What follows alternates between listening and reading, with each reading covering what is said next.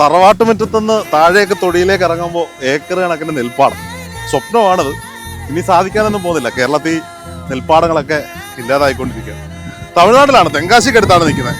ഇവിടെ കുറച്ച് കൃഷിയെക്കുറിച്ചൊക്കെ ഉള്ള കുറച്ച് വീഡിയോകളൊക്കെ എടുക്കാൻ വേണ്ടി വന്നപ്പോഴാണ് ഇപ്പോൾ നെല്ല് വിതയ്ക്കുന്ന സമയമാണ്.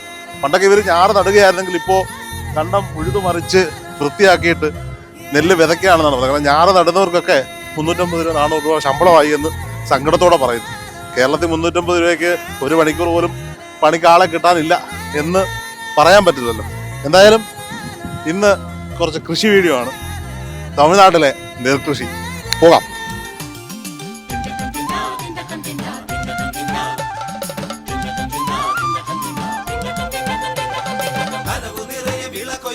അവിടെ ഒരു മനുഷ്യൻ കല്ല് കയറി കെട്ടിയിട്ട് വിതയ്ക്കാൻ വേണ്ടിയിട്ട് നിലം റെഡിയാക്കുന്നു. ഈ ഇടത്തോട്ട് തിരിച്ച് ലെഫ്റ്റോട്ട് ഇവിടെ 2 സെറ്റ് കാളകൾ നിലം റെഡിയാക്കുന്നു. അങ്ങോട്ട് പോകും, അവിടെ ട്രാക്ടർ നിലം റെഡിയാക്കുന്ന കാഴ്ച. അവിടെ കുഴി കിടക്കുന്നതുകൊണ്ടാണ് പുള്ളി അവിടെ വരുമ്പോൾ ഇറങ്ങുന്നത്. പിന്നെ ചെളിയിലെ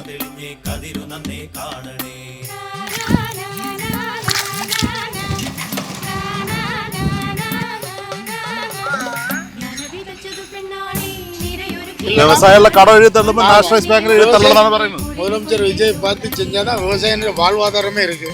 ഈ കണ്ടം പൂട്ടി കഴിഞ്ഞിട്ട് അടുത്ത കണ്ടം പൂട്ടാൻ വേണ്ടി ഇറങ്ങുകയാണ് കാലം. മഴ വരുന്നുണ്ട്. മഴ വന്നു കഴിഞ്ഞാൽ വെള്ളം വന്നു കഴിഞ്ഞാൽ വിതയ്ക്കാൻ പറ്റൂല. കാരണം ആ വെള്ളത്തില് വിത്ത് ഒഴുകി അടുത്ത കണ്ടത്തിലേക്ക് വരും. ഓക്കെവാ, ഭയങ്കര കാറ്റാണ്, രക്ഷയില്ല. ഭയങ്കര റിസ്ക് പിടിച്ച പരിപാടിയാണ്. ആ സാധനത്തിന്റെ മണ്ടയ്ക്ക് കയറി നിൽക്കുകയാണ് പുള്ളി. ആ പ്രഷർ താഴോട്ട് കൊടുക്കുമ്പോഴാണ് ഈ ചെളി മൊത്തം ഇളകി ലെവലാവുന്നത്. നമസ്കാരം, തമിഴ്നാട്ടിലാണ്. കുറച്ച് നെല്ല് കൃഷിയെ കുറിച്ച് പഠിക്കാൻ വന്ന. ഇപ്പൊ നെല്ല് കൃഷിയൊക്കെ കേരളത്തിൽ കുറവാണ്. പാലക്കാടൊക്കെ അവിടെ ഇവിടെയൊക്കെ ഉണ്ട്. തമിഴ്നാട്ടിലെ നെല്ല് കൃഷി എങ്ങനെ ഉണ്ടോ നോക്കാം. ഒരു സ്ഥലം മേടിച്ച് നെല്ല് കൃഷി ചെയ്യാൻ പറ്റുമോ നോക്കാം. അല്ല, ലാഭമോ നഷ്ടമോ? விவசாயியா பார்த்தா லாபம். ലാഭം. വ്യവസായിയെ பார்த்தா ലാഭം. அந்த இது கூலி கொடுத்தோம்னா லாபம். ഭയങ്കര റിസ്ക് പിടിച്ച പരിപാടിയാണ്. ആ സാധനത്തിന്റെ മണ്ടയ്ക്ക് കയറി നിൽക്കുകയാണ് പുള്ളി. ആ പ്രഷർ താഴോട്ട് കൊടുക്കുമ്പോഴാണ് ഈ ചെളി മൊത്തം ഇളകി ലെവലാവുന്നത്. പണി പണിലാവും. അതായത് നമ്മൾ നിലത്തിറങ്ങി ജോലി ചെയ്തുവാണെങ്കിൽ ലാഭമാണെന്നാണ് പുള്ളി പറയുന്നത്. ഈ കാളെ കൂട്ടരൊക്കെ കാളയാറുള്ളത് அது என் மகன், அண்ணன் மகன். ஓ, சரி சரி. நீங்க காளை வச்சிருக்கா? ஆமா, அது என் மச்சின மரம் அடிக்க வந்து சரக்கு அடிச்சுட்டு ഇറങ്ങണവൻ കരങ്ങി വിழுந்துட்டான். അവിടെ ഒരു മനുഷ്യൻ കല്ല് കയറി കെട്ടിയിട്ട് വിതയ്ക്കാൻ വേണ്ടിയിട്ട് നിലം റെഡിയാക്കുന്നു. ഈ ഇടത്തോട്ട് തിരിച്ച് ലെഫ്റ്റോട്ട് ഇവിടെ 2 സെറ്റ് കാളകൾ നിലം റെഡിയാക്കുന്നു. അങ്ങോട്ട് പോകും, അവിടെ ട്രാക്ടർ നിലം റെഡിയാക്കുന്ന കാഴ്ച. രാവിലെ ട്രാക്ടറിന് 1200 രൂപ എന്നൊക്കെ പറയുമ്പോൾ ഡീസൽ അടിക്കണം, ഡ്രൈവർക്ക് ശമ്പളം കൊടുക്കണം. ഇതാകുമ്പോൾ ഇച്ചിരി കഞ്ഞിവെള്ളം കാടിവെള്ളം വെച്ച് ഉണ്ടാക്കി കൊടുത്താൽ മതിയല്ലേ. പടയപ്പാ, വൃത്തികേടൊന്നും ഇല്ലല്ലോ. ആളെ കിടക്കാൻ മാട്ടെങ്കിൽ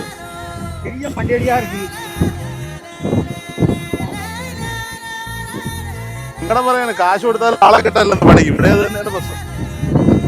അണ്ണനെ മാട് പൂട്ടാൻ പഠിപ്പിക്കാന്നാണ് പറഞ്ഞത്. ഞാൻ മുണ്ട് പറിച്ചിട്ടുണ്ട്, ആട് തോമയായി.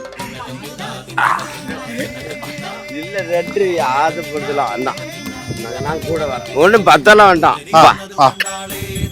சும்மா நடந்து வந்தா போதும். ഓക്കെ. അപ്പോ തമിഴ്നാട്ടിലെ മാടുകൂട്ടാണ്. നില ഉഴുത് ഞാറ് നടാനല്ല, വിതയ്ക്കാൻ വേണ്ടിയിട്ടാണ്. മുണ്ടൊക്കെ പറിച്ച് ഞാൻ ആടുകോമയായി. എന്തെങ്കിലും കണ്ടു കഴിഞ്ഞാൽ ക്ഷമിച്ചേക്കണം. എല്ലാവർക്കും സങ്കടം പറയാനേ ഉള്ളൂ സമയം. പണിക്കൂലി കൂടി തണ്ണി കിടക്കുന്നതാ ഉണ്ട്. എപ്പോഴാണ് എന്താ മരം അടിക്കുന്നത്? ഇത് ലെവൽ പண்ற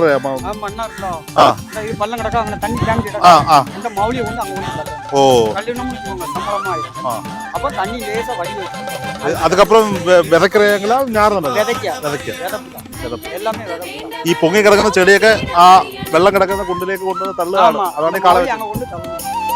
മെച്ചമായി വിളയിറക്കാൻ കാലാവസ്ഥ അറിയണം, ലാഭമായി വിളവിൽക്കാൻ വിപണി വിവരം അറിയണം. കുളമായി പോകും. അതുകൊണ്ട് കുറച്ച് ദൂരം മാത്രമാണ് നമുക്ക് അടിക്കാൻ പറ്റിയത്. അപ്പം നല്ല ചെളിയാണ്, ഭയങ്കര പരിപാടിയാണ്. നമ്മൾ വിചാരിക്കുന്ന പോലൊന്നുമല്ല. Risky shots. വിതയ്ക്കാനുള്ള നെല്ലാണ്. ഓരോ കണ്ടത്തിലേക്കും ഉള്ളത് നമ്മൾ ഓരോ വരമ്പയിലും കൊണ്ട് വെച്ചിട്ടുണ്ട്. ഈ അവർ വിതയ്ക്കാൻ തയ്യാറെടുത്തു. ഈ വെള്ളം ഒന്ന് വലിഞ്ഞു കഴിഞ്ഞാൽ നമുക്ക് വിതയ്ക്കാം. ബാക്കി എല്ലാ പരിപാടിയും ഏകദേശമൊക്കെ സെറ്റായി. മഴ വരുന്നുണ്ട്. മഴ വന്നു കഴിഞ്ഞാൽ വെള്ളം വന്നു കഴിഞ്ഞാൽ വിതയ്ക്കാൻ പറ്റൂല. കാരണം ആ വെള്ളത്തിൽ വിത്ത് ഒഴുകി അടുത്ത കണ്ടത്തിലേക്ക് പോകും. അപ്പം മഴ നോക്കിയിട്ട് വിതയ്ക്കാനാണ് ഇരിക്കുന്നത്. ഇനി ഒന്നുമില്ല, ഇതാ വിത്ത് റെഡിയായി. ഇന്നലെ രാത്രിയിൽ വെള്ളത്തിൽ കുതിർത്ത് വെച്ചതാണ്. നാളെ ആകുമ്പോഴത്തേക്കും മുള വരും. അപ്പോൾ ഇന്നിത് വിതയ്ക്കുകയാണ്. വിതച്ച് ഒരു ലെയർ വിതച്ച് കഴിയുമ്പോൾ അത് തനിയെ കിളിച്ചോളൂ. പക്ഷെ മഴ പെയ്ത് കഴിഞ്ഞാൽ എന്താ പ്രശ്നം എന്ന് വെച്ചാൽ ഈ വിത്ത് മഴയിൽ ഒലിച്ചു പോകും. അപ്പം അതിനുള്ള സമയം വേണം. അതിന് വേണ്ടിയിട്ട് വെയിറ്റ് ചെയ്യാണ്. ഓക്കെ,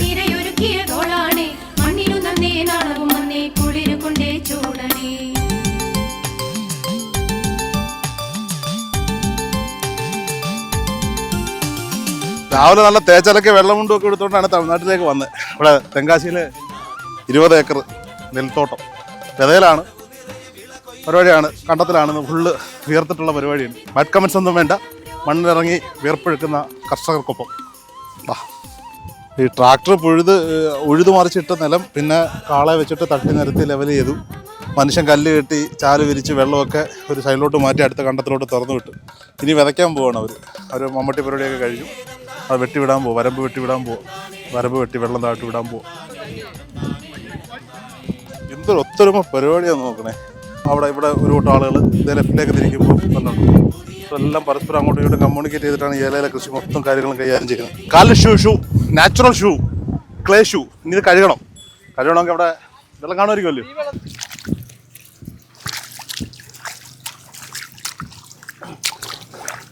പണ്ട് വയലിലൊക്കെ പോയിട്ട് വരുമ്പോൾ ഇതുപോലെ ചാലി ഇറങ്ങി എത്ര വർഷം മുമ്പാണ്. നല്ലതെങ്കിൽ ദോഷം തന്നെ ഇത് തന്നെ. இதுக்கு முன்னாடி வாழறதுக்கு 5 ஏக்கர் இருந்தா போதும் விவசாயம். வாழ இப்போ வாழறதுக்கு மனுஷன் வாழறதுக்கு 5 ஏக்கர் இருந்தா போதும். இப்போ 2 ஏக்கர் இருந்தா போதும் விவசாயி கெட்டே போகும். என்ன முன்னாடி வாழறதுக்கு இப்போ கேட்டு எத்தனை ஏக்கர் இருந்தா விவசாயம் லாபம்? எத்தனை ஏக்கர் இருந்தா லாபம் கிடையாது. அந்த மாடு அடிக்கிற அவர் சொன்னாரு, விவசாயி தரத்துல இறங்கி பணி எடுத்து வச்சுக்கோ, அது லாபம் தான். அதெல்லாம் லாபம் கிடையாது. அதெல்லாம் போய் ஆமா லாபம்லாம் கிடையாது. அப்படியா? சரி. விவசாயில கடன் எழுதி தள்ளும் நேஷனலைஸ் பேங்க்ல எழுதி தள்ளலாம் പറയുന്നത്. முதலமைச்சர் விஜய் பார்த்து செஞ்சாதான் விவசாயியோட வாழ்வாதாரமே இருக்கு. இல்லைன்னா வாழ்வாதாரம் கெட்டு போகும். அப்படியா? ஆமா, விஜய் பார்த்து விவசாயிகளுக்கு என்ன சலுகை உண்டோ அதை பார்த்து செஞ்சு கொடுத்தாலே உங்களுக்கு அந்த மாதிரி நடக்குன்னு பிரதீட்சை இருக்கா? ஆமா, நடக்குன்னு நம்பிக்கை இருக்கு.